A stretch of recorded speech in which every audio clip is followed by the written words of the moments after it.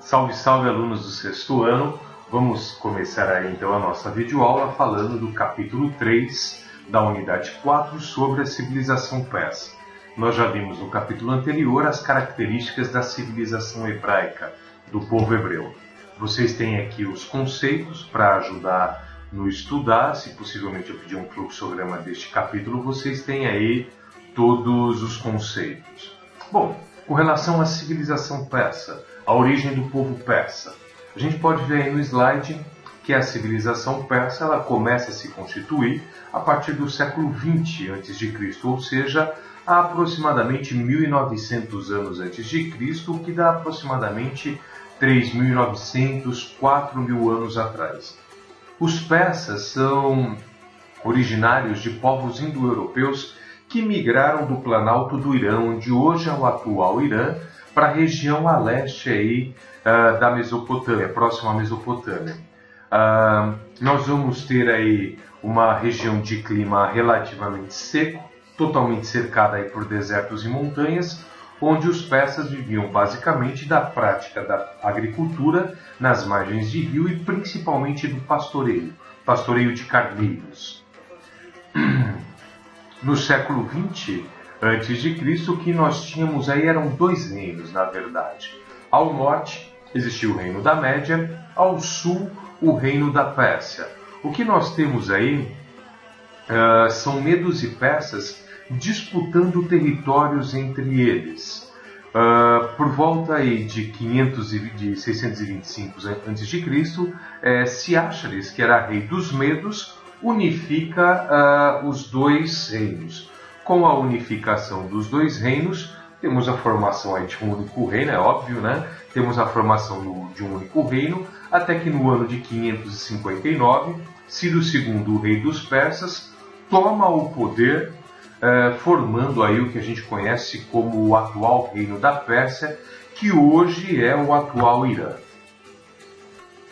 Como nós estamos vendo, o crescimento populacional no reino da Pérsia fez com que os persas ampliassem aí as fronteiras do seu reino, buscando terras férteis com o objetivo de aumentar a produção agrícola, a produção de alimentos. Com isso, os persas passam a dominar a região da Lídia, que pertencia aos gregos, algumas colônias gregas na região da Ásia Menor, próximo à atual Turquia hoje, a região da Babilônia, Fenícia, Síria e Palestina.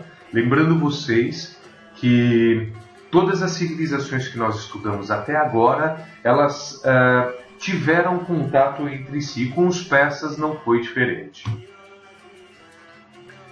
O interessante da expansão territorial persa é a tolerância dos persas com relação aos povos conquistados. Quando os persas eles dominavam uma região, eles mantinham as práticas religiosas e comerciais dessa região, do povo que eles haviam conquistado. Além disso, os persas davam autonomia aos líderes locais. O que os persas exigiam dos povos conquistados eram homens para o seu exército, alimentos, metais preciosos e a cobrança de impostos. Mas havia uma grande tolerância por parte dos persas com relação aos povos que eles conquistavam.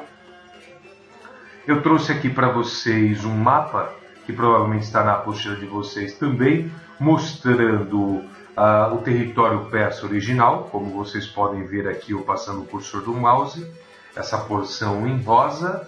A partir da Pérsia original, vocês podem ver que cada um dos principais governantes persas, eles vão expandindo o seu território para a região onde hoje nós temos a civilização indiana, e aqui a civilização mesopotâmica, egípcia e parte aqui dos territórios que pertenciam aos romanos. O grande administrador, o grande governante persa responsável pela maior expansão do império foi Dário I. Ele vai criar uma estrutura administrativa extremamente eficiente, onde ele é capaz de fiscalizar e controlar os domínios que estavam aí, os territórios que estavam sob o seu domínio. O Império Persa, no seu auge, ele chegou a ter aí 10 milhões de habitantes, muito maior do que várias cidades que nós temos no Brasil atualmente.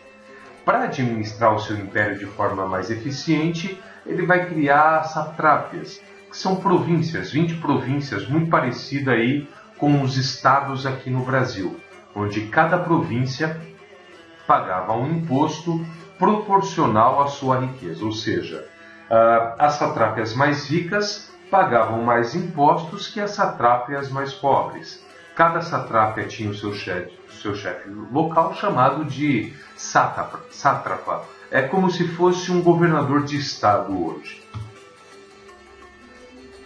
Dário I, então, tem a possibilidade aí de controlar a ação dos sátrapas. Os sátrapas eles vão seguir as orientações dadas aí por Dário I, onde ele vai ter uma fiscalização e arrecadação dos impostos de forma mais eficiente. Além disso, Dário I tinha um corpo de funcionários chamados de olhos e ouvidos do rei.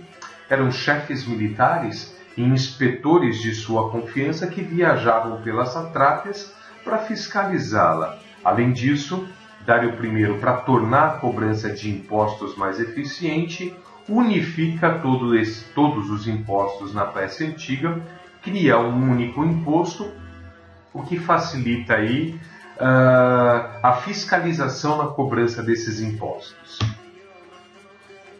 Dário I também vai construir uma rede de estradas pavimentadas que vão aí interligar todo o seu império. Esse conjunto de estradas vai ligar aí as regiões da Mesopotâmia, Palestina, Fenícia e Egito. A cada 20 quilômetros haviam postos de abastecimento e pousadas, onde os cavaleiros levavam aí os registros da cobrança de impostos, e no auge da construção dessa estrada, nós vamos ter a Estrada Real, que vai ter aproximadamente 2.400 quilômetros de extensão.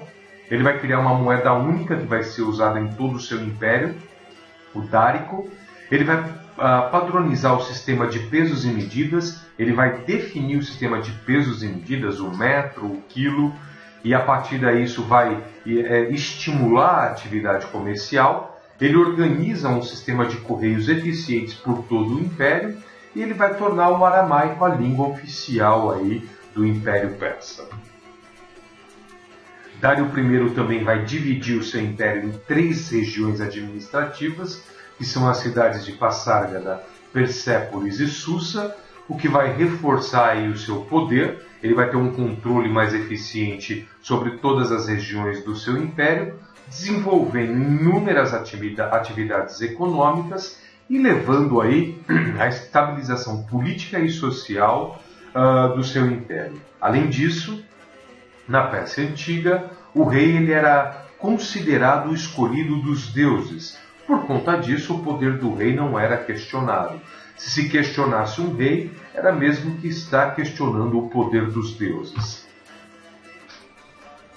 Nós vamos ter também no governo de Dário I um conjunto de funcionários e sacerdotes que vão ter uma grande influência política nas tomadas de decisões. Normalmente, Dário I, antes de tomar alguma decisão, ele costumava consultar aí os seus funcionários e os seus sacerdotes, que se beneficiavam das riquezas que era gerada aí pelo comércio. Os sacerdotes tinham alguns privilégios especiais, eram os responsáveis pelas cerimônias religiosas e também eram os únicos que tinham a capacidade de interpretar aí a vontade dos deuses. Os camponeses no Império Persa Antigo formavam aí a maioria da população. Em períodos em que eles não estavam trabalhando na terra, eles eram os responsáveis aí, eles eram convocados pelo rei para a construção das estradas e dos palácios. Os persas eles vão entrar em conflito com os gregos e vão perder. Depois de perder esse conflito com os gregos, o Império Persa ele vai entrar em crise e vai ser conquistado aí por outros povos. O território persa passa a ser conquistado por outros povos, principalmente aí gregos e romanos. Trouxe para vocês algumas imagens das sedes administrativas do Império Persa Antigo. Aqui vocês têm as ruínas da cidade de Persépolis, mais ruínas. as ruínas da cidade de Susa, o que sobrou da cidade de Susa. O castelo ao fundo não é um castelo da época do Império Persa Antigo. O castelo ao fundo aí é um castelo da época medieval, não confundam. Com relação à economia, os persas viviam aí basicamente da agricultura, onde eles cultivavam basicamente cereais, como centeio, trigo, cevada, além das hortaliças. Viviam também do pastoreio de cabra, bois e ovelhas, e por conta da expansão territorial, os persas sentem a necessidade da construção de estradas, que, como nós vimos, a Estrada Real ela tinha 2.400 quilômetros, ela cortava o Império Persa ao meio. A construção dessas estradas vai estimular de forma significativa o comércio, a atividade comercial e o artesanato.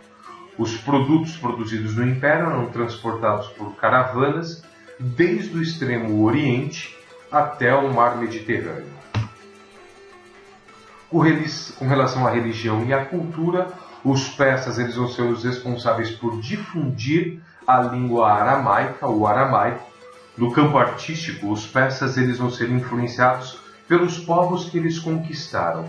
Como nós vimos ali nas ruínas de algumas cidades, é possível ver a influência da arte mesopotâmica, da arte grega principalmente.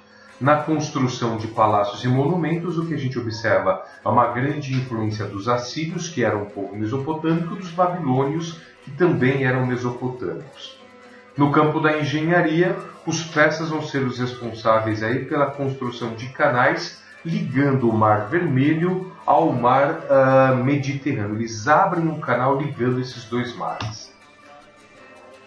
Com relação à religião, os persas eles eram politeístas e eles também cultuavam aí as forças da natureza. Até que no ano de 628 a.C., nós vamos ter um funcionário do governo chamado Zoroastro, que inicia uma reforma religiosa, criando aí uma nova religião, o zoroastrismo, que vai ter como livro principal o Zen de Avesta. Para os cristãos você tem a Bíblia, para os muçulmanos aí você tem... para os judeus você tem o Torá, e para os muçulmanos você tem...